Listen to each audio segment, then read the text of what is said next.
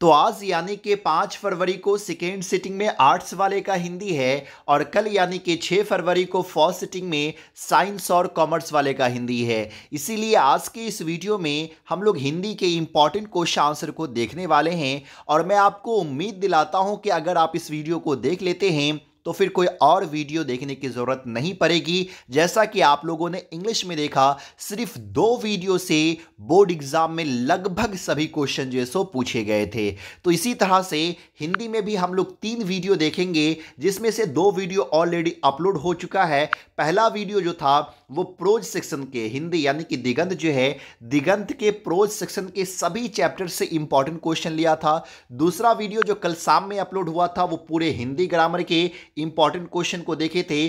और आज के इस वीडियो में हम लोग पोइट्री सेक्शन के इंपॉर्टेंट ऑब्जेक्टिव के साथ साथ समरी को भी जो है सो देखने वाले हैं। अगर आप लोग पीछे के 2 वीडियो को नहीं देखे हैं तो आप लोग उसका लिंक मैं जो है डिस्क्रिप्शन में दे दूंगा, वहां से आप लोग देख लीजिए। अगर आप ये 3 वीडियो देख लेते हैं तो फिर आपको कुछ भी अब देखने की जरूरत नहीं पड़ेगी। तो चलिए वीडियो को शुरू करते हैं, लेकिन उससे पहले आपसे एक छोटा सा रिक्वेस्ट है कि प्लीज अगर चैनल को अभी तक सब्सक्राइब नहीं किए हैं तो प्लीज कर लीजिए। वीडियो को अपने दोस्तों को जरूर शेयर कीजिए। आप लोग शेयर करने में बहुत ही ज्यादा कंजूसी करते हैं, प्लीज शेयर कीजिए। वीडियो अच्छा लगता हो तो लाइक करना मत भूलिएगा। तो चलिए हम लोग बढ़ते हैं पहले चैप्टर की तरफ। देखिए पहला चैप्टर तो आप लोग का मलिक मोहम्मद जैसी का करबक है, लेकिन मैं बता रहा हूं गांव का घर जो लिखा गया हुआ ज्ञानेंद्र पति के द्वारा। बहुत सारे बच्चे सवाल कर रहे थे कि सर समरी जो पूछा जाता है बोर्ड एग्जाम में, सारांश जो पूछा जाता है वो कैसे तैयारी करें। तो देखिए जो प्रोज सेक्शन था ना, प्रोज सेक्शन जिसका मैं वीडियो बना चुका हूं, तो प्रोज सेक्शन के शुरू के 5 चैप्टर को देख लीजिए, 5 चैप्टर के सारांश को पढ़ लीजिए, आराम से सभी समरी सॉल्व हो जाएगा। प्रोज का यानी कि 3 समरी सॉल्व करना रहेगा तो 1 या 2 प्रोज से सॉल्व हो जाएगा। और पोएट्री से लास्ट के समरी को देखना, जो अभी मैं इस वीडियो में बताऊंगा ही, लास्ट से 4-5 को देखना है, वहां से आपका जो सो कवर हो जाएगा। तो बस इस 4-5 को पढ़ करके जाइए, शॉर्ट आंसर क्वेश्चन भी कवर हो जाएगा, लाइन एक्सप्लेनेशन भी कवर हो जाएगा और जो है समरी भी। और जिस तरह से आप लोग इंग्लिश में देखे थे, बस 4-5 को देख लीजिए ना, सारी चीज जो सो कवर हो जाएगी। तो चलिए पहला चैप्टर जो है वो गांव का घर है, जो लिखा गया हुआ है ज्ञानेंद्र पति के द्वारा। अब मैं शॉर्टकट में बता दूं कि गांव के घर में ज्ञानेंद्र पति क्या बताते हैं, क्या कहते हैं। तो वो गांव घर में जो बदलाव आया है ना, जो अभी बदलाव, एक नया बदलाव दिख रहा है, उस बदलाव के बारे में कहते हैं। और ज्ञानेंद्र पति कहते हैं कि ये जो बदलाव है ना गांव घर में, ये सकारात्मक नहीं है, नकारात्मक है। क्यों? क्योंकि पुरानी चीजें, सारी परंपराएं खत्म हो रही है। जो पहले जो बूढ़े लोग घर में आया करते थे, खास करके आते थे, वो चीजें अब खत्म हो चुकी है। गांव घर से जो है वो सर्कस खत्म हो चुका है, अब उसका पद जो है वो ऑर्केस्ट्रा ले चुका है। अब जो सो लोकगीतें खत्म हो चुकी है, अब लोकगीत की जगह पे जो नए नए सॉन्ग जो है वो जो जगह ले लिया है। तो ये सारी बदलावें जो हो रही है ना, वो पंचायती राज आ चुका है, वो पंच परमेश्वर खत्म हो चुका है, वो पंच खत्म हो चुका है और पंचायती राज आ चुका है। तो गांव घर में जो बदलाव हुआ है, उसी बदलाव के बारे में ज्ञानेंद्र पति इस चैप्टर में लिखते हैं। उम्मीद करता हूं कि शॉर्टकट में आप लोग गांव का घर के सारांश को समझ चुके होंगे। पहला क्वेश्चन कह रहा है ज्ञानेंद्र पति किस काल के कवि हैं। भक्ति काल है या रीति काल है या आधुनिक काल है या प्रेमचंद है। तो सही आंसर यहां पे आधुनिक काल हो जाएगा। और बात याद रखिएगा, हिंदी में ज्यादातर क्वेश्चन जो पूछा जाता है वो बायोग्राफी से ही पूछा जाता है। बुक से तो आपको बहुत कम क्वेश्चन रहेगा, बुक से यानी कि चैप्टर से बहुत ही कम क्वेश्चन रहेगा। ज्ञानेंद्र पति बीए तथा अंग्रेजी में एमए किस विश्वविद्यालय से किए। ऑप्शन है बिहार विश्वविद्यालय मुजफ्फरपुर, मगध विश्वविद्यालय बोध गया, पटना विश्वविद्यालय पटना, इलाहाबाद विश्वविद्यालय इलाहाबाद। तो सही आंसर हो जाएगा पटना विश्वविद्यालय पटना।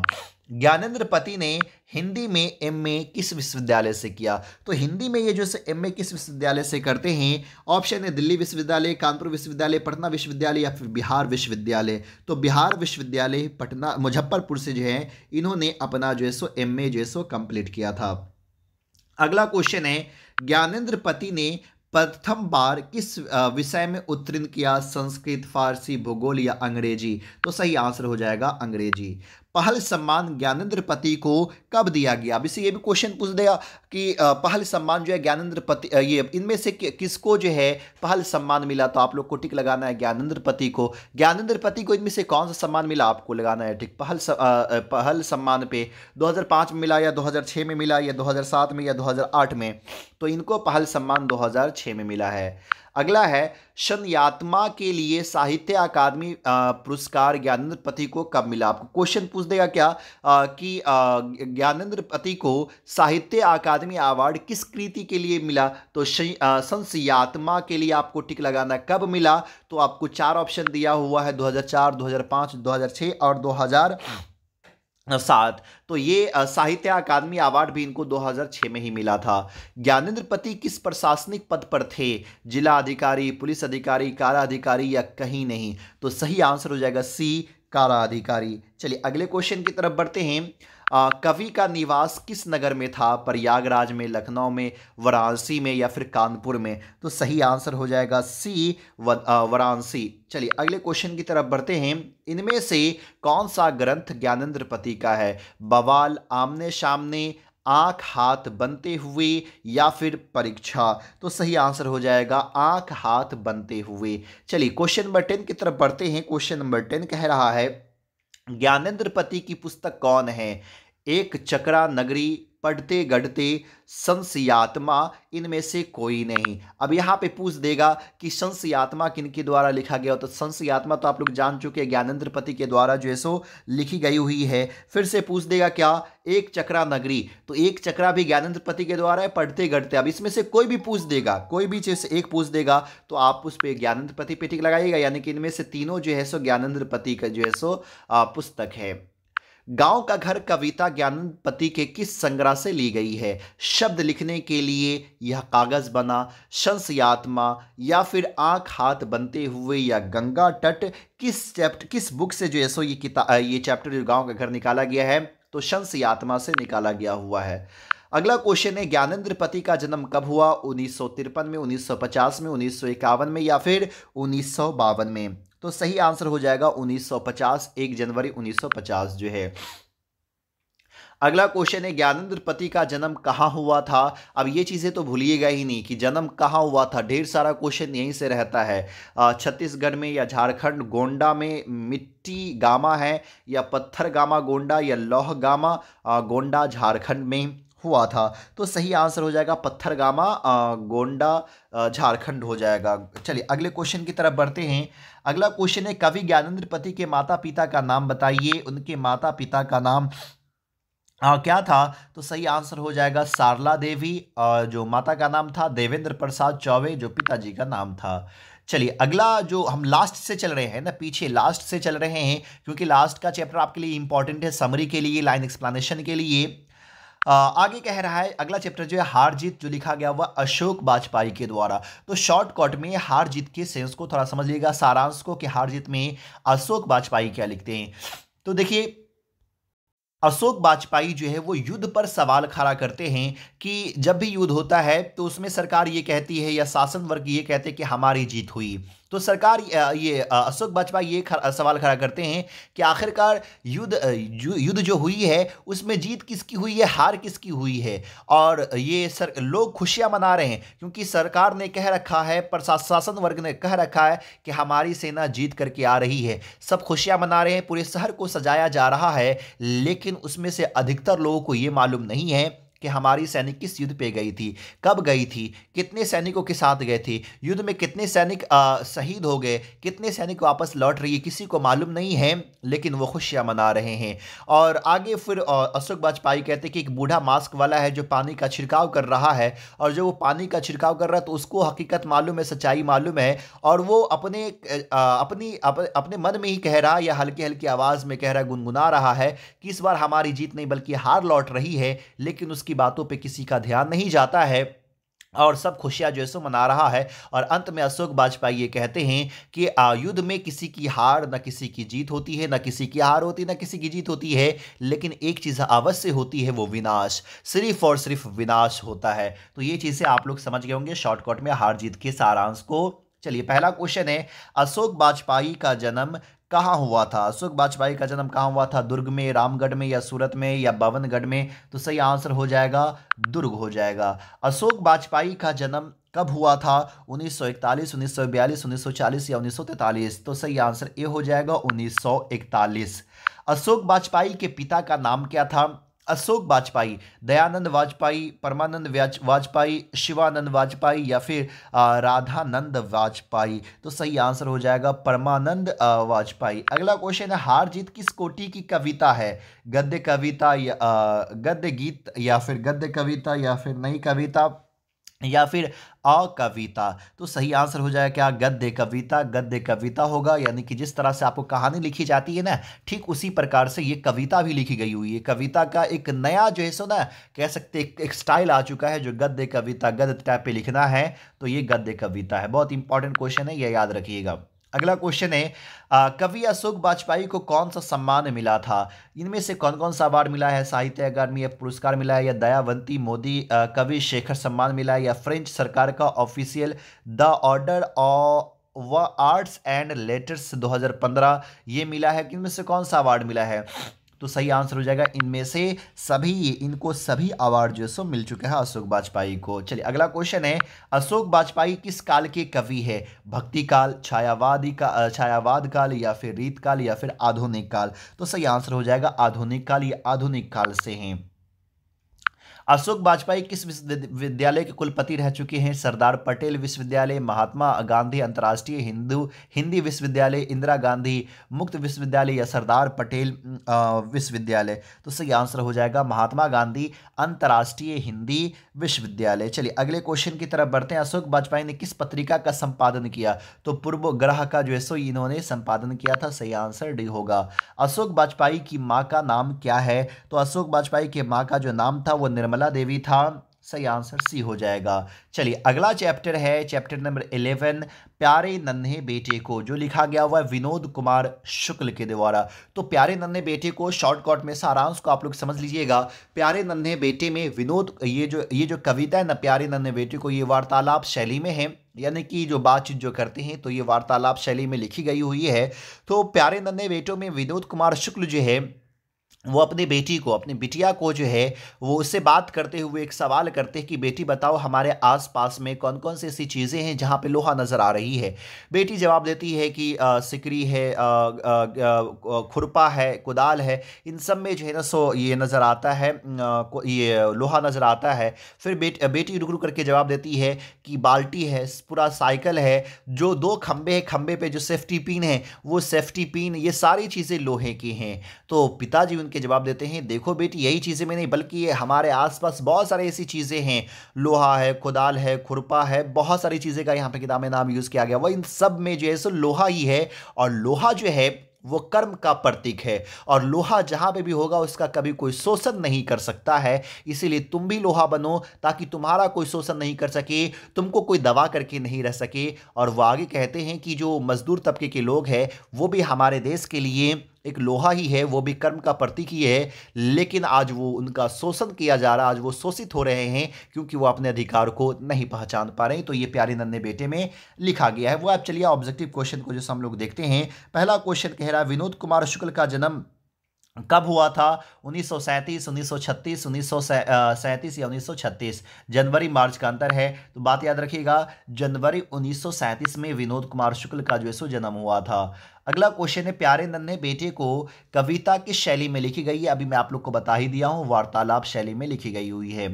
विनोद कुमार शुक्ल किस धारा के कहानीकार हैं? नई कहानी, समानांतर कहानी, समकालीन कहानी या अकहानी? तो सही आंसर हो जाएगा समकालीन कहानी, यानी कि सी हो जाएगा। प्यारे नन्हे बेटे को कविता में लोहा किसका प्रतीक है? तो लोहा चेतना का या शांति का या मजबूरी का या कर्म का? तो मैं आप लोग को बता ही चुका हूं, कर्म का प्रतीक है। विनोद कुमार शुक्ल को 1999 में कौन सा पुरस्कार दिया गया था? साहित्य अकादमी, दादा साहेब फाल्के, साहित्य मनीषी या रांगे राघव स्मृति पुरस्कार जो है सो मिला था? तो सही आंसर हो जाएगा साहित्य अकादमी अवार्ड हो जाएगा। किस कविता की पंक्ति है कि हर वो आदमी जो मेहनतकश लोहा है, हर वो औरत दबी सताई बोझ उठाने वाली लोहा है? तो ये सही आंसर जो है क्या हो जाएगा? प्यारे नन्हे बेटे से लिया गया हुआ है।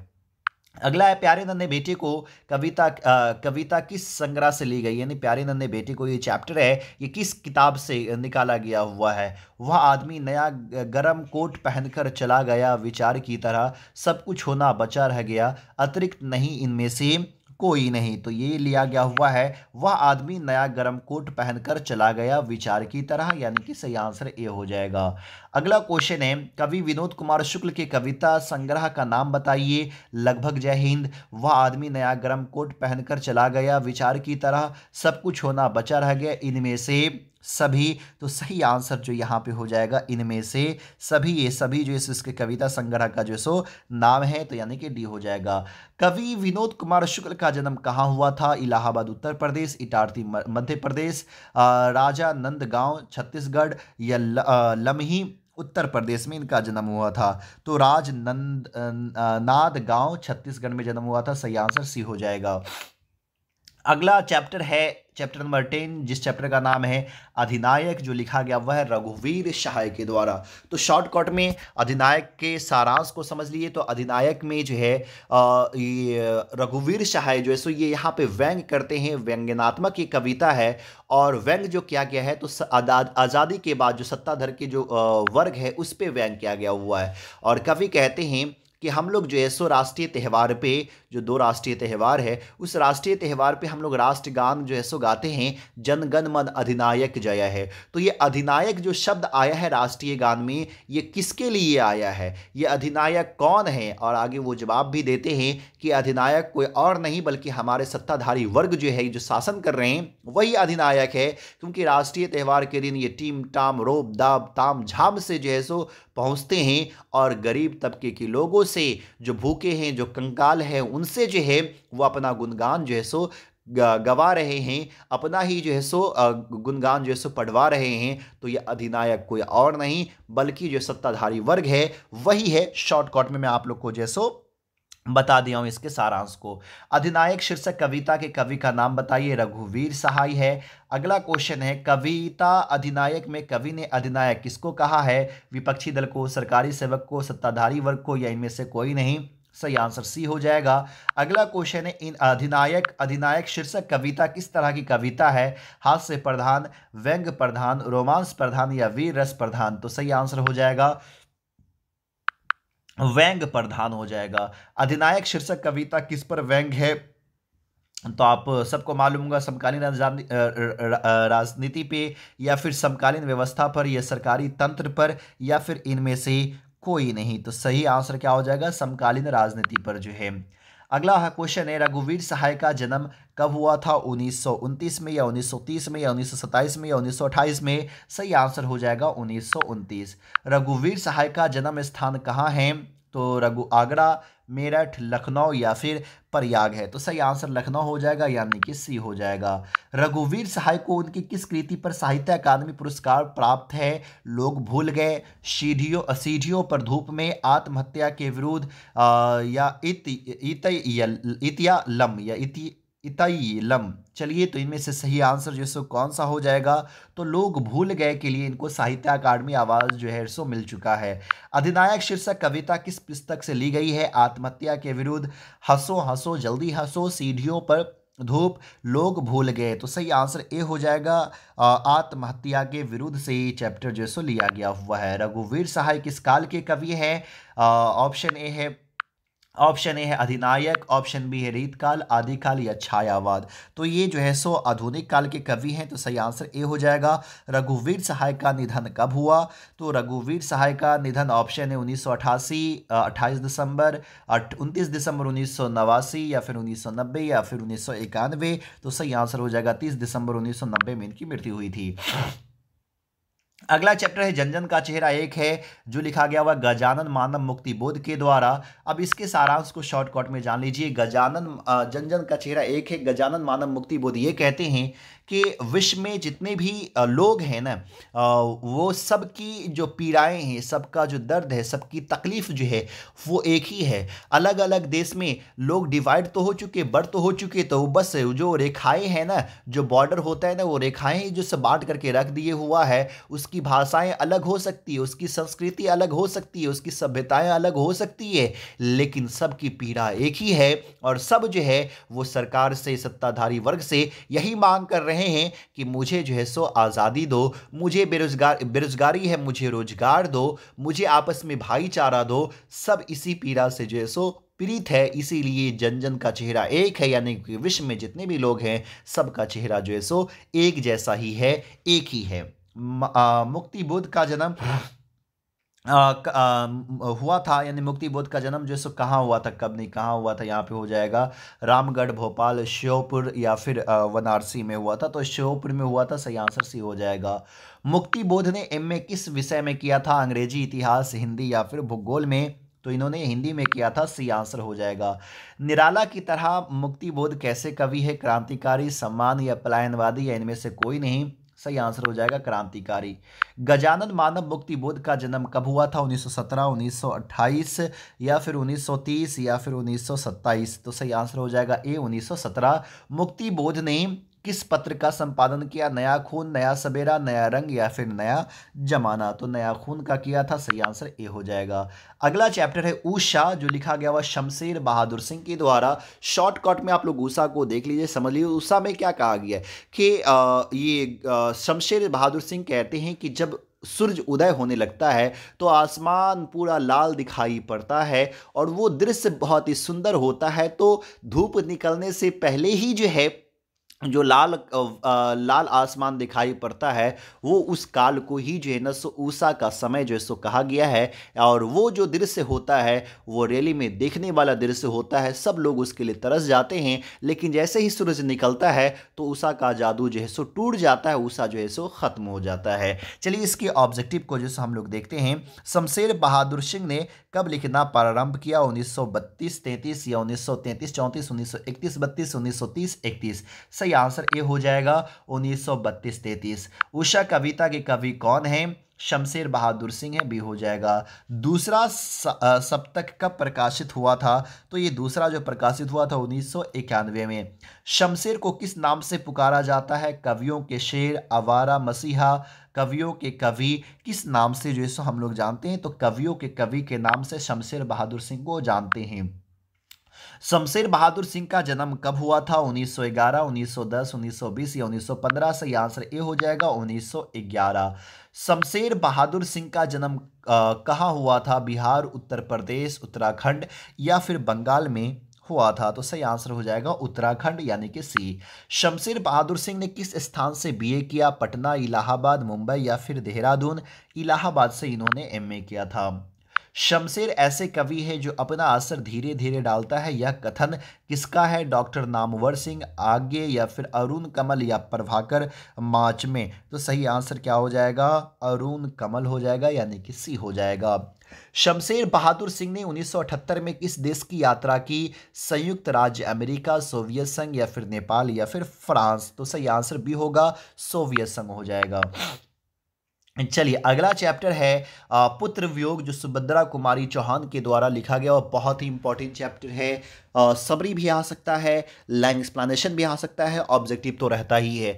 तो पुत्र वियोग का ये सारांश क्या है, शॉर्टकट में थोड़ा समझ लीजिए। सुभद्रा कुमारी चौहान जो है सो लिखती है और इस चैप्टर में यही बताया गया कि अगर एक माँ के सामने अगर एक छोटे से बेटे की अगर मृत्यु हो जाती है तो माँ पे क्या गुजरता है, वो जो है सो यहाँ पे बयान करने की कोशिश कर रही है। और सुभद्रा कुमारी कह रही है, सुभद्रा कुमारी के जो बेटे थे छोटे, उनकी मौत हो जाती है और उसी पे ये कविता जो सो लिखती है। और वो कहती कि सारे संसार में खुशियाँ की लहर दौड़ पड़ी है, हर तरफ चहल पहल है, लेकिन कवित्री माँ का जो बेटा मर गया है, माँ उसका इंतजार कर रही है लेकिन बेटा अभी तक जो सो आया नहीं है। और वो कहती है कि जैसे बेटा मरा है, जब से बेटा मुझे छोड़ करके चला चुका है, मेरा खिलौना जो अभी तक वापस नहीं आया, यहाँ पे बेटे को यहाँ पे खिलौना शब्द का यूज किया है। उसका माँ बेसब्री से इंतज़ार कर रही है। माँ जो है एक बेटे को अच्छे से पाली है, पोसी है, कभी गोद से नीचे नहीं उतरने दी कि उसको ठंडक ना लग जाए। हमेशा एक बेटे की तरक्की के लिए, बेटे की उन्नति के लिए माँ क्या-क्या नहीं की। एक पत्थर को भी माता मान कर के, देवी देवता मान कर के उसके आगे सर को झुकाई, नारियल चढ़ाई, ये बतासे चढ़ाई, उसको माला चढ़ाया ताकि बेटे की उन्नति हो सके। लेकिन बेटे की मृत्यु हो जाती है और वो बेटा कभी वापस लौट करके नहीं आता है। फिर वो कहती है कि अगर बेटा वापस कभी आता है तो उसको गले लगा करके, गोद में बैठा करके माँ बेटे से कहेगी कि बेटा तो कभी माँ को छोड़ करके मत जाना, क्योंकि माँ को छोड़ करके जाते हो ना तो माँ के पास बेटे के सिवाय कुछ भी नहीं होता, और बेटा चला जाता तो माँ की जिंदगी एक नर्क बन जाती है। तो कभी भी माँ को छोड़ करके जो है सो मत जाना। ये पुत्र वियोग में जैसो कहा गया। शॉर्टकट में मैं आप लोग को भी समझा दे रहा हूं। सुभद्रा कुमारी चौहान का जन्म कब हुआ था? तो 1904 ईस्वी में जन्म हुआ था। कवित्री खुद को असहाय क्यों कहती है? क्योंकि पुत्र का क्या हो चुका है, पुत्र के वियोग के कारण पुत्र का जो है सो मृत्यु हो चुका है। सुभद्रा कुमारी की मृत्यु का क्या कारण था? महामारी, कार दुर्घटना या फांसी या गोली? तो सही आंसर यहाँ पे हो जाएगा कार दुर्घटना। कार दुर्घटना में सुभद्रा कुमारी चौहान की मौत हुई थी। सुभद्रा कुमारी चौहान की लिखी कविता कौन सी है? प्यारे नन्हे बेटे को, पुत्र वियोग, हार जीत या गांव का घर? सही आंसर भी हो जाएगा पुत्र वियोग। इनमें से कौन सी रचना सुभद्रा कुमारी जी की नहीं है? मुकुल, बिखरे मोती, चित्रा या फिर दीप शिखा? तो सही आंसर यहाँ पे जो है सो दीप शिखा हो जाएगा, यानी कि डी हो जाएगा। सुभद्रा कुमारी चौहान जी को हिंदी साहित्य सम्मेलन का सेक्सरिया पुरस्कार उनकी किस रचना पर जो है सो मिला था? तो सही आंसर जो है सो यहाँ पे क्या हो जाएगा? मुकुल जो है सो, यानी कि ए हो जाएगा। चलिए अगले क्वेश्चन की तरफ बढ़ते हैं। सुभद्रा कुमारी चौहान की किस वर्ग की कवित्री मानी जाती है? राष्ट्रीय, भावधारा या भक्तिधारा या इनमें से कोई नहीं? तो सही आंसर ए हो जाएगा, राष्ट्रीय भावधारा जो है सो कवित्री मानी जाती है, राष्ट्रीय धारा की कवित्री है। बिखरे मोती समा के खेल सुभद्रा कुमारी चौहान की कौन सी कृति है? तो ये जो है सो कहानी संग्रह, यानी कि ए हो जाएगा। सुभद्रा कुमारी चौहान का जन्म जो है सो कहाँ हुआ था? सुभद्रा कुमारी चौहान का इलाहाबाद उत्तर प्रदेश, बनारस उत्तर प्रदेश, बेगूसराय बिहार या फिर दरभंगा बिहार? तो सही आंसर ए हो जाएगा, इलाहाबाद उत्तर प्रदेश जो है सो हो जाएगा। अगला क्वेश्चन है, पुत्र वियोग शीर्षक कविता किस काव्य संग्रह से ली गई है? चित्रधारा, मुकुल या दीपशिखा या फिर लहर से जो सो लिया गया? तो सही आंसर है मुकुल, मुकुल से जो सो लिया गया हुआ है। सुभद्रा कुमारी चौहान के पिता का क्या नाम था? तो सुभद्रा कुमारी चौहान के पिता का नाम ठाकुर रामनाथ सिंह था, और पति का क्या नाम था? तो पत्नी का ठाकुर लक्ष्मण सिंह था। चलिए अगला जो है जो चैप्टर है वो है तुमुल कुलाहल कलह में, जो जयशंकर प्रसाद के द्वारा लिखा गया हुआ है। समरी बस आपको उतना ही से आएगा। चलिए सबके डायरेक्टली ऑब्जेक्टिव को देखते हैं। अब यहाँ से सिर्फ आपको ऑब्जेक्टिव ही ज़्यादातर रहेगा। तुमुल कुलाहल कलह में शीर्षक कविता के रचयिता कौन है? तो जयशंकर प्रसाद है, सही आंसर भी हो जाएगा। जयशंकर प्रसाद जी किस काल के कवि है? छायावाद, रीतिकाल या फिर आदिकाल या फिर इनमें से कोई नहीं? तो ये छायावाद कवि है, सही आंसर जो है सो ए हो जाएगा। इनमें से कौन सी रचना जयशंकर प्रसाद जी की नहीं है? झरना, आंसू, कमायनी या फिर देवदासी? तो सही आंसर हो जाएगा देवदासी। देवदासी इनके द्वारा नहीं लिखी गई है, अन्यथा इनमें से तीनों जो है सो लिखी गई है। प्रसाद की पहली प्रकाशित कृति कौन सी है? तो पहली प्रकाशित कृति जो है वो चित्रधारा है, यानी कि सही आंसर सी हो जाएगा। जयशंकर प्रसाद का जन्म कहाँ हुआ था? वाराणसी, बेगूसराय, इलाहाबाद या फिर जो है सो फारुखाबाद? तो वाराणसी में हुआ था, यानी कि ए हो जाएगा। जयशंकर प्रसाद के पिता का नाम क्या था? तो जयशंकर प्रसाद के पिता का नाम देवी प्रसाद साहू था। प्रसाद जी का जन्म जो है हुआ था, प्रसाद जी का जन्म कब हुआ था? 1879 में, नवासी में, यानी कि ए हो जाएगा। अगला चैप्टर है कवित्त, जो भूषण के द्वारा लिखा गया हुआ। इन सबसे आपको ढेर सारा ऑब्जेक्टिव जो सो भरा रहेगा क्वेश्चन चैप्टर नंबर 5 से जो है 5 से कह रहा हूँ, 1 से लेकर के 5 तक जो है।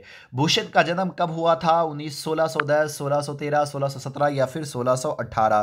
तो 1613 में इनका जो है सो जन्म हुआ था, सही आंसर जो है सो बी हो जाएगा। भूषण की लिखी कविता कौन सी है? पद्य है या छापे है या कवित्त है या पुत्र वियोग है? तो कवित्त है, यानी कि सी होगा। भूषण को भूषण उपाधि किसने दिया था? तो सही आंसर हो जाएगा राजा रुद्र शाह ने दिया था, यानी कि डी हो जाएगा। अगला क्वेश्चन है भूषण के दो नायक कौन कौन है? शिवाजी और छात्रसाल, यानी कि ए हो जाएगा। भूषण ने मुख्यतः किस भाषा में रचना की है? तो भूषण ब्रज भाषा में जैसो रचना किया है। भूषण की धारा के कवि, भूषण किस धारा के जैसो कवि है? तो रीति मुक्त धारा के कवि हैं। सही आंसर ए हो जाएगा। शिवाजी की वीरता का बखान किस कृति में जो है सो भूषण ने किया है? तो सही आंसर हो जाएगा शिव बावनी में किया है। अगला चैप्टर है छापे। यहाँ से भी ढेर सारा क्वेश्चन रहेगा ऑब्जेक्टिव में, जो नाभादास के द्वारा लिखा गया हुआ है। छापे शीर्षक कविता के रचयिता कौन है?